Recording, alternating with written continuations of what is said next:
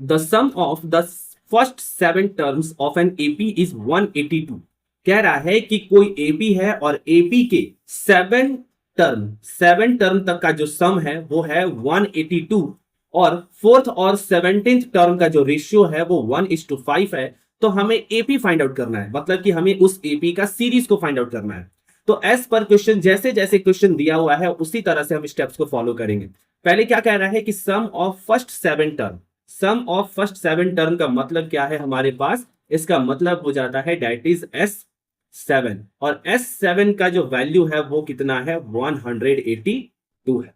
Okay, और कहता है कि फोर्थ और 17th टर्म का रेशियो 1:5 है। तो फोर्थ टर्म का मतलब क्या हो गया, डेट इज A4, और 17th टर्म का मतलब हो गया A17, और इनका जो रेशियो दिया है वो दिया है 1/5 या फिर 1:5। हम क्या कर रहे हैं, यहां पर रेशियो को फ्रैक्शन में चेंज कर रहे हैं। ओके, A4 का मतलब क्या है, A प्लस 3D, और A17 का मतलब क्या है, A plus 16D is equal to 1/5। अब हम यहां पर क्या कर रहे हैं, क्रॉस मल्टीप्लाई कर रहे हैं।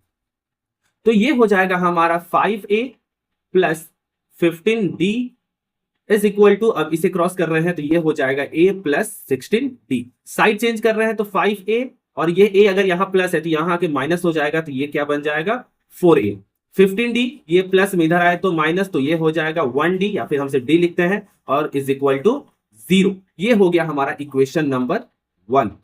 अब हमें एपी का सीरीज फाइंड आउट करना है। तो एपी का सीरीज का मतलब क्या है कि फर्स्ट टर्म तो ए हो गया, सेकेंड टर्म क्या हो गया, ए प्लस डी हो गया, थर्ड टर्म क्या हो गया, ए प्लस 2D हो गया, फोर्थ टर्म क्या हो गया, ए प्लस 3D हो गया। ओके, अब इसमें अगर हमें वैल्यू पुट करने को कहा जाए तो हमें डी का भी वैल्यू चाहिए और ए का भी वैल्यू चाहिए, तभी जाके हमें टर्म का वैल्यू फाइंड आउट होगा। तो हमारे पास एक ही इक्वेशन है। अब ए और डी दोनों को ही फाइंड आउट करने के लिए हमें दो इक्वेशंस की रिक्वायरमेंट है। तो एक इक्वेशन हम ऑब्टेन करेंगे यहां से, जैसे जो क्वेश्चन दिया होगा उसी में से हमें इक्वेशंस को फॉर्म करना है।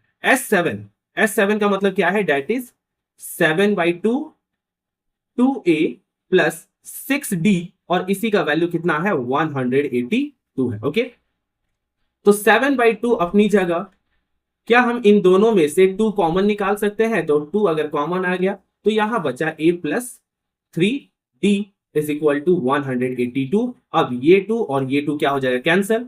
तो A प्लस 3D का जो वैल्यू होगा वो 182/7 होगा। अब 182 को अगर हम 7 से डिवाइड करते हैं तो कितना टाइम्स में जाएगा, ये चला जाएगा 26। तो ये हो गया हमारा इक्वेशन नंबर 2।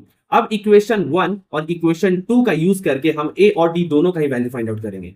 तो इसमें हम एलिमिनेशन मेथड का यूज कर रहे हैं। तो 4A minus D is equal to 0 है, और सेकेंड इक्वेशन है हमारा A plus 3D is equal to 26। हम क्या कर रहे हैं कि सेकेंड वाले इक्वेशन को हम इक्वल कर रहे हैं 1 का, मतलब कि यहां पर A का 4 है तो यहां भी हम A को क्या कर रहे हैं, 4 से इंटू कर रहे हैं, ताकि हम एलिमिनेशन मेथड का यूज करके A को एलिमिनेट कर दें।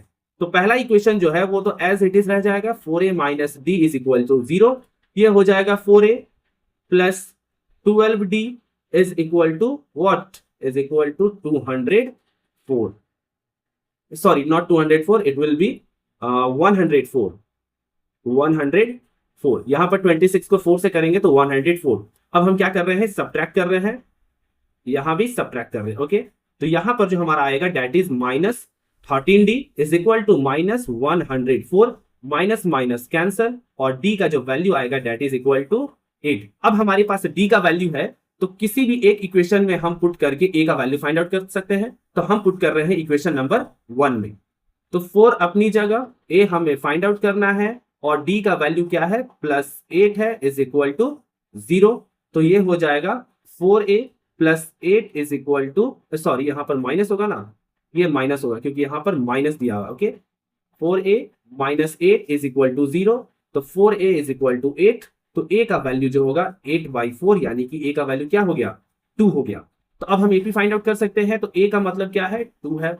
A प्लस डी का मतलब क्या है, 2 प्लस 8, यानी कि यहां पर 10 हो गया। ओके, उसी तरह से फिर ये कंटिन्यू चलते जाएगा। तो इस तरह से हम इसका AP को फाइंड आउट कर सकते हैं।